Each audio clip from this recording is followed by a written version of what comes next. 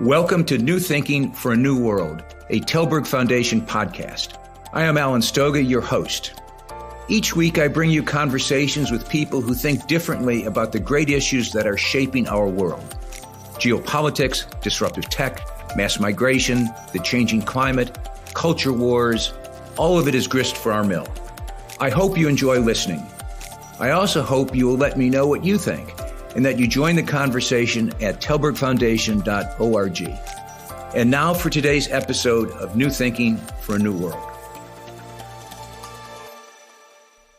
The Arctic is increasingly warmer, wetter, and greener, which sounds like a great description of the Caribbean, but not of the far north. Key Arctic vital signs, sea and land surface temperatures, terrestrial snow cover, the pace at which the Greenland ice sheet is melting, the extent of sea ice are all heading in the wrong directions.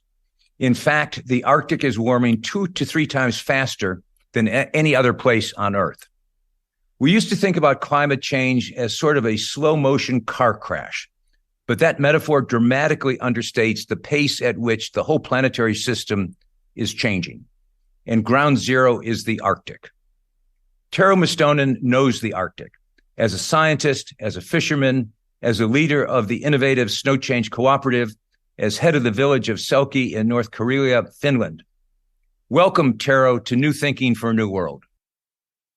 Thank you, Alan. Once again, great to be back. Before we get started, I should add that Tero is also a past winner of the Tallberg SNF Eliasson Global Leadership Prize. What's happening in the Arctic is well documented in NOAA's recently released Arctic report card. Tero, what stands out for you in this year's annual report? When we went into the writing of the report card, one of the things that started to stand out was the shifts that are going on in the summertime. So a lot of the past, whether it's IPCC or some other assessments, have been looking at how the winter conditions and global mean temperature has been affecting the Arctic. Here, this year, we had tangible evidence of the fact that past summer, was the warmest on record since the measurements started. And in some ways, to myself, this was really about the massive shifts that's going on in the summertime in the Arctic. What is the consequence of that kind of summertime warming? Why do we care? Well, temperature is really significant driver for fire. And I think for example, in North American Arctic, Canada, Alaska, Northern Boreal, and into the tundra, one of the huge shifts we saw this year was the over 4 million hectare fires that burned in Canada. I was traveling across the region in late summer into the autumn on my field mission, and in some ways the end was in Minnesota. That's the end of the boreal forest, and you could still smell the fires from further up in Canada. We also witnessed evacuations of large northern cities like Yellowknife, Inuvik, Hay River, and others. So this was the summer when people really had to go also in the inland towns and areas because the fires became so big. And once you have that going on, all of the fire, of course, constitutes also a new driver or adds to the CO2 levels in the atmosphere and affects also permafrost, the permanently frozen ground. You mentioned temperatures, and of course we tend, because we're humans and live on the land, to think about land temperatures, terrestrial temperatures. Clearly, sea temperatures are also increasing. I've read somewhere that the algae blooms in the Bering Sea are becoming an issue. Well, how should we think about that? Well, that's a very good question. Not all of you listeners may have traveled to the Bering Sea or been visiting these remote areas, but essentially what's going on between the North Pacific, which is the largest ocean in the world, and then Bering Sea, which is sitting between Siberia and Alaska, is that there has been for a long time a kind of a cold water, we call it the wall. So it separates more temperate species and the waters of North Pacific from the colder Bering Sea. And in 2018, for the first time in a massive quantity, warmer waters entered into the Bering Sea. This led to something called algae blooms.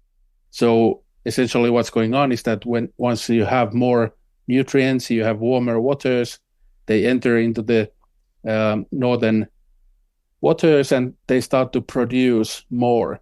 And therefore, these algae blooms affected everything in the region post 2018. That season was especially quite bad. We had bird die-off events. It affected a lot of the salmon over there in Bering Sea and also marine mammals. So there's a fine balance between how the North Pacific behaves and then further up when you go to the Bering Sea area.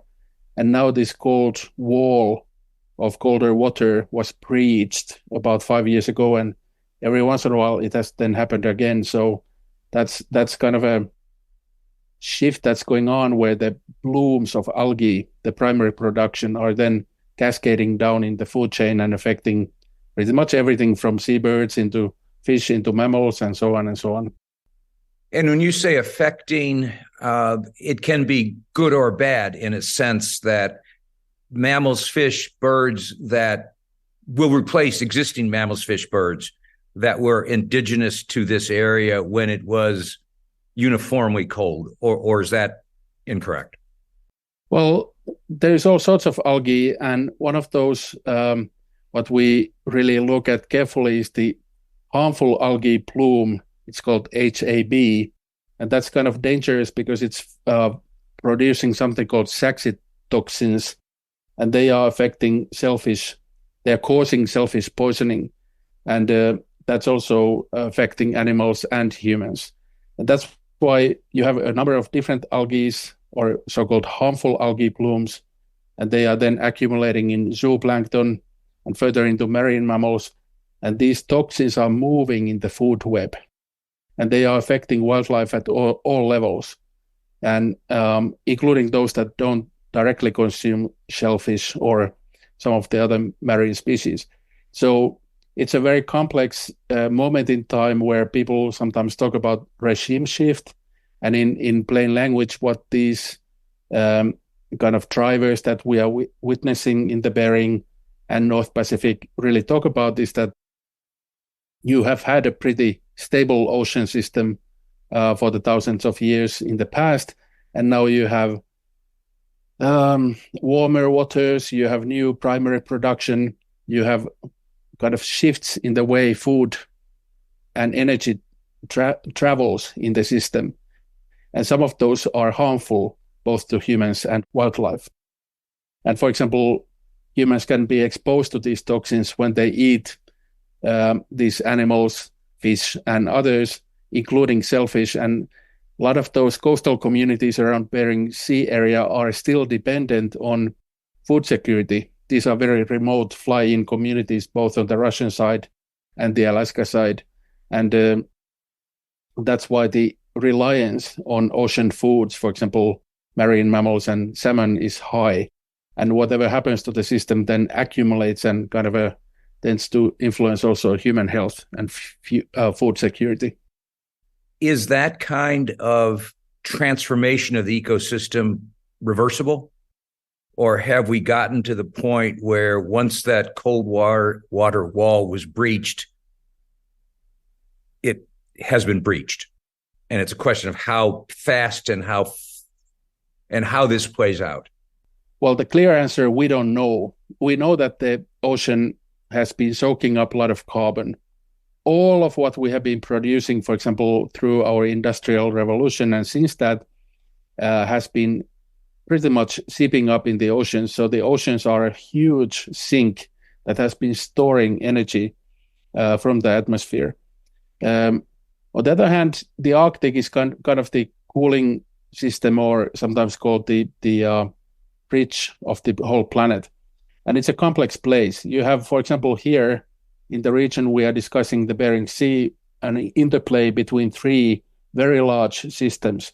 You have the North Pacific entering into a very narrow strait, the Bering Straits, and then opening up into the Central Arctic Ocean, Eastern Siberian Sea and east towards the Beaufort Sea.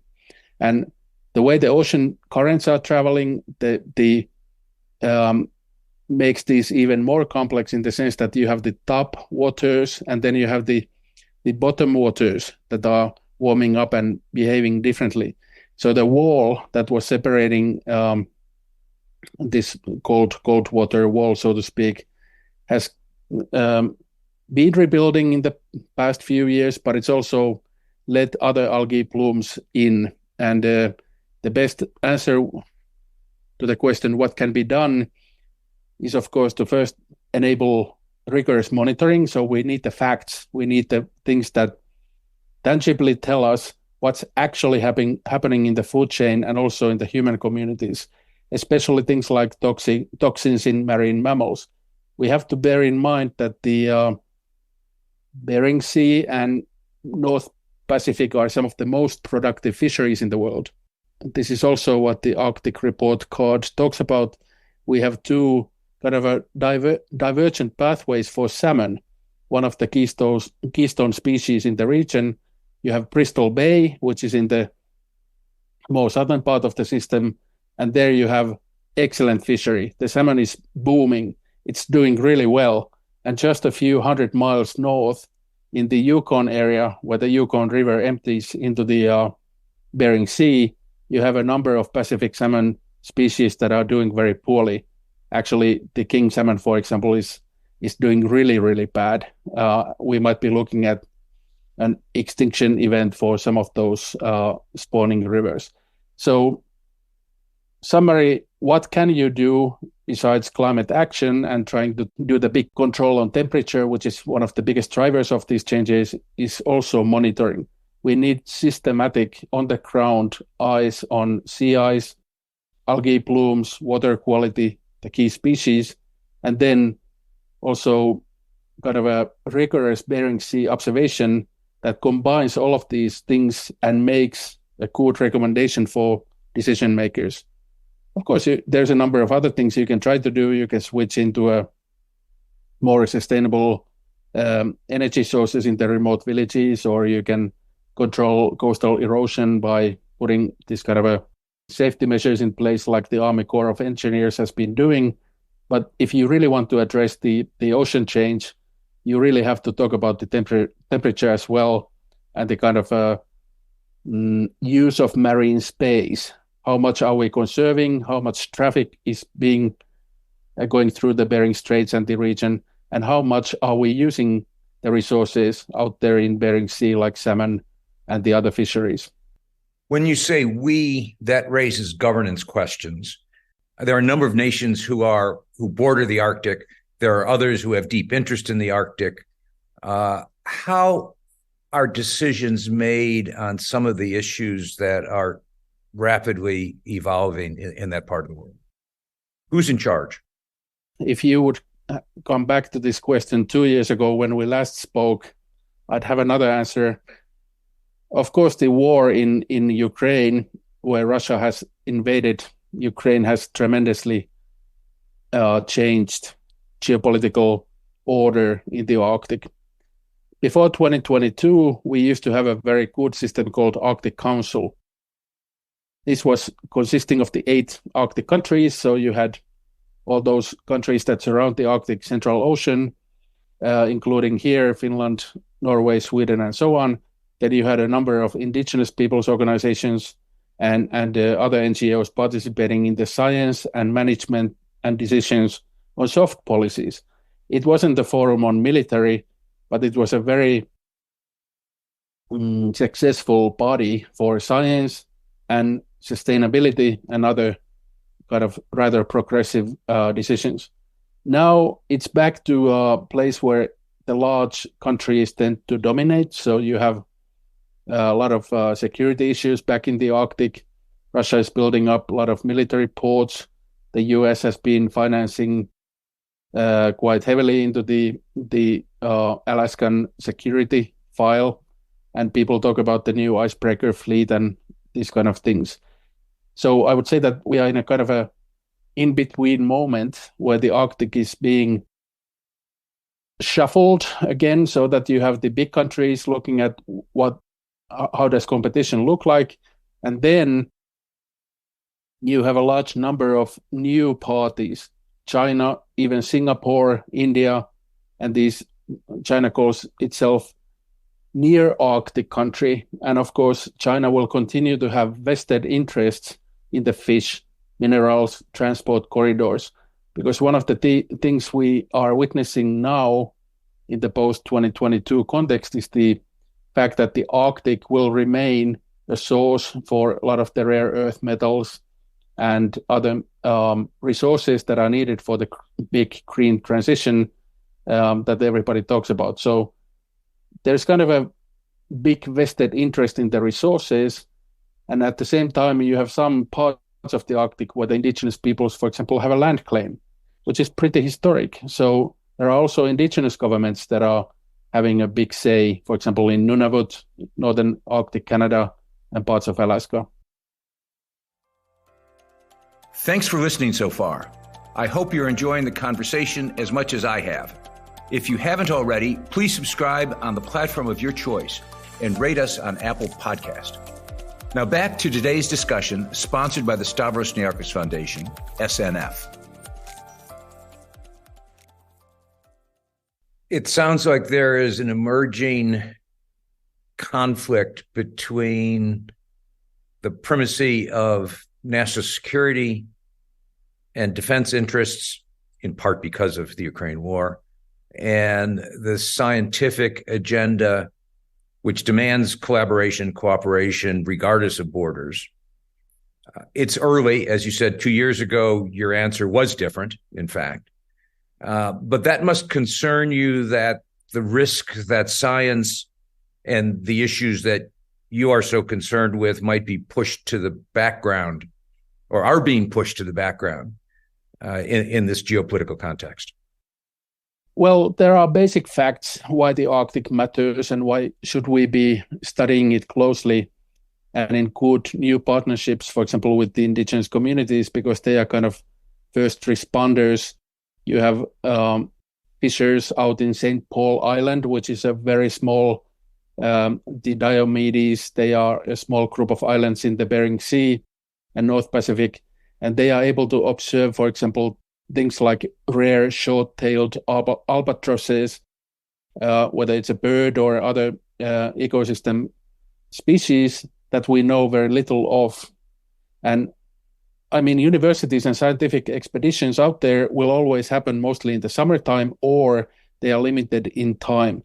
So the engagement with the actual people that are living in the Boreal and the Arctic is very vital.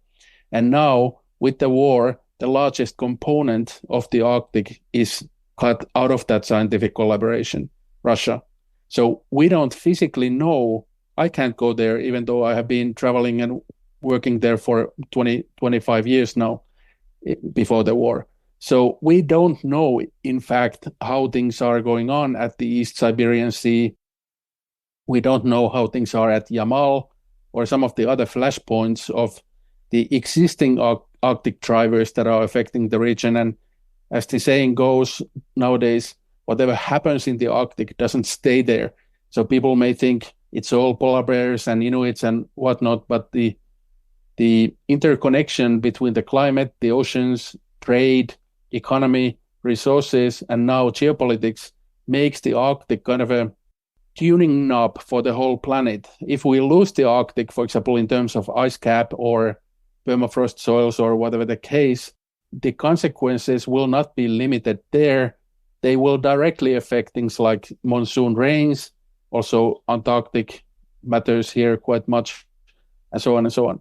So sometimes talking about the Arctic, I try to say that perhaps in 1980s, the scale mattered. It was very far away, and there was all sorts of stability processes going on. It's no longer stable. So that's why it matters to everybody when you turn on your gas-powered vehicle in New York City, you are affecting something that happens then in the Alaskan oceans, even though it's far away as we think about it. Let me ask what may sound like a trivial question. The first time I was in northern Greenland, I remember asking someone who lived in Greenland, who's a native of Greenland, what had changed in his lifetime. And he immediately said mosquitoes. When I was a kid, there were no mosquitoes in Greenland. It was too cold. And then he told me that the seal meat was sour and that literally the taste had changed over his lifetime. You live in the Arctic. You work in the Arctic. You are a native. What stands out as you think about, in practical terms, things that for you are markers of the transformation? Well, I think the speed and scale of change, like we can have this endless list of the doomsday topics that people get really tired of, and that's perhaps not the very, very topical thing to always replicate and repeat. However, what we can say is that when you have something that burns in the order of 4 million hectares, like in Canada, the boreal forest and the northern forest, that matters. These are areas that have never happened before, events that have never happened before in that scale. The other thing that really stuck me this year is that on this side of the north, I'm in a Finnish boreal village, and then as I go for work in the high Arctic or in 69 degrees north, for example, in these Atlantic salmon rivers where the Sami people are living, we saw in the order of hundreds of thousands of invasive pink salmon coming to these Atlantic salmon rivers. And they are now in some ways more successful in spawning and proliferation.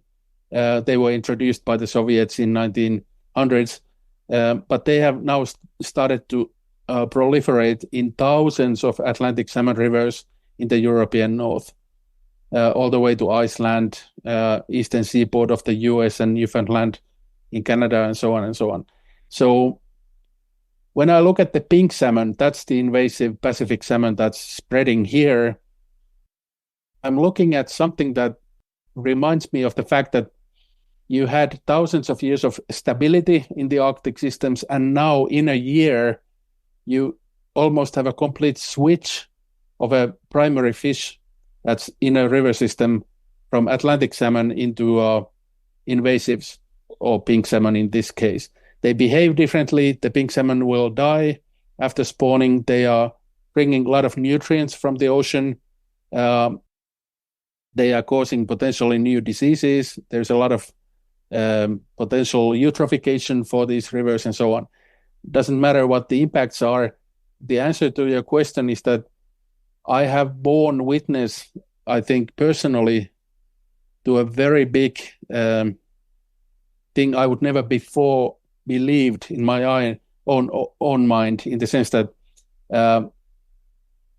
it's here, it's really affecting, and these systems are under big change.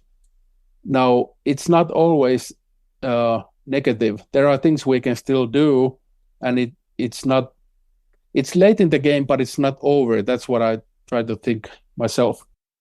And that's exactly where I want to go next. One of the things that you and your colleagues at Snow Change Cooperative are doing is piloting rewilding and ecosystem restoration, first in Finland, but potentially elsewhere as well. The landscape rewilding program. Let's talk about that a little bit. What's the problem, and how does landscape rewilding solve it, or potentially solve it? Well, you have all of those big drivers we have been talking about. I'll just mention something that matters to the program, and it's to do with the fact that if we look at the carbon, so the carbon, which is so central to our fight against climate change, 1/3 of world's remaining ground carbon is in the northern peatlands and northern habitats. A lot of those permanently frozen areas, they're called permafrost areas, are also beneath the ocean, Arctic Ocean coasts. In fact, in the report card and some of the earlier studies, it has been pointed out that 2,800 billion tons of carbon is in the ocean permafrosts. That's 2 times more than in the permafrost on land. So one of the new discoveries we are doing is to find out that, my God, it's also in the oceans, in the coastal shelf, and we are witnessing some of the early thaw events regarding how this carbon is being lost, for the lack of better term. So the thaw is accelerating. And this is, of course, contributing to the whole temperature question and the global climate change, speeding of the climate change. Now, the question then comes, what can we do? We have the global policy where people are on and on talking about the fact of not being naughty and not polluting, and we have to limit this and that.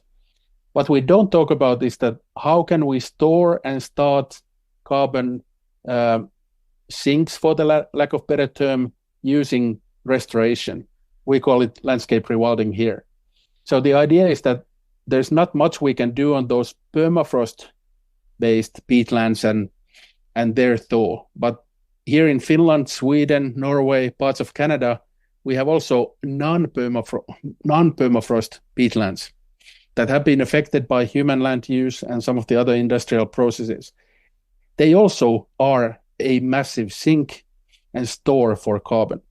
And there we have a window. We have a chance to enable restart of what's often called a nature-based solution. So it's not a trifle number of millions of tons of carbon that's still in those non-permafrost peatlands, and also action can be taken fast. So in the landscape rewilding program, we are trying to restore in order of 55,000 hectares. There are two basic functions why it matters, to make it as clear as possible. Those peatlands that are here and can be restored after human intervention are extremely important in carbon storing. They will keep that carbon on the ground for us. It will not be released to the atmosphere. So it matters tremendously. Even 800-acre area can store up to 1.7 million tons of carbon if you do things well. The second one is that those peatlands, if we are successful in restoring them, start to be carbon sinks. So they will actively draw down carbon dioxide. When people talk about the technical solutions to how do we capture carbon, how do we draw it down? Well, I have news for you. We have that already in place in those peatlands. And that's why when we are successful and advancing rapidly, it becomes a very big carbon solution, climate solution. It also restores habitat. So the Arctic, to conclude, will host millions of birds that will fly on the flyway from the south to nest here. And peatlands are of prime importance, especially in Finland, to host and nurture a new cohort or generation of waders, ducks, and many of the birds that will then fly south in autumn for new life. And that's why the peatlands are kind of the nexus of a solution. They will keep carbon on the ground, they will be storing them down from the atmosphere, and they are providing for life, like birds and all the other northern species that are here. Let me, Tero, just clarify one point. These lands need to be restored because they had been overforested, overharvested, that the trees have been removed and not replanted. So you've got large open spaces from industrial forestry that, left to their own device, the carbon will escape. And what you're doing, and the Snow Change Cooperative are doing, is to rework the space. I assume replant trees and so forth. Rewilding is the phrase, but it means something different, I suspect, to the British than it does to the Finns. Yeah, I'll be very short, but essentially what rewilding in the Arctic and Boreal means is that we want to get the natural functionality of an ecosystem back up and running. And as you said correctly, Alan, the use of these peatlands and some of the timber forests has been servicing our society. There, everybody knows IKEA. So a lot of the timber forests in the Nordic countries have sourced wealth and contributed to society. But they have come with a price that we have now discovered. A lot of those peatlands and boreal forests have been utilized by humans, and now we are in a place where restoration, rewilding can enable, through natural regeneration and blocking of the ditches in peatlands and raising the water table back to a safe level, restart these functions. And through that, unlike the Amazonia, the boreal forest is the largest ecosystem on the planet. And unlike the Amazonia, it can come back when we use, for example, things like natural regeneration and restart of a peatland functionality. In fact, peatlands are proving to be the second lungs of the planet. And that's why we are working so much, investing our time and interest in those areas, because they are, per capita, very intensively positive carbon store and a sink. That's a terrifically positive story, because it isn't, as you said, just about scaring people into not eating meat or something. It's actually trying to restore the natural systems that have been destroyed. Last question. You're working on 55,000 acres, 50,000 hectares, which is an enormous chunk of land. How big is the potential? How much is out there to work on? We could have a big breakthrough if we also combine conservation of these peatlands that are still remaining around Hudson Bay, for example. So in Canada, we have very similar, and Alaska, very similar ecosystems. If we are having a good land code that keeps them protected, and we are restoring these affected or disturbed peatlands, we are looking at millions and millions of hectares that could be worked on over the next 5 years. And therefore, we need kind of a Marshall Plan for the Arctic, because as we discussed before, to conclude, what happens in the boreal and the Arctic, the ice cap of our planet, I'll ensure you will not stay there. And therefore, if we are succeeding on this front, if we are making a breakthrough here, by the North, for the North, it's for everybody. We are cooling India, we are cooling Pakistan, we are cooling Sudan. And that's why we're having this conversation. More people need to understand that it isn't just hand-wringing that needs to be done. It's actual work that needs to be done. And it's people, Tero Mustonen, like you, like your colleagues at Snow Change, that are doing it. But we need our governments to get behind it and move on this dimension, not just on the rest of their much more popular and perhaps sexy agenda. So thank you very much, both for what you're doing, but also for this conversation. Thank you, Alan. Thank you for listening to this episode of New Thinking for a New World. I'm Alan Stoga, podcast host, and I look forward to your joining our next conversation. Remember, tell us what you think at tallbergfoundation.org.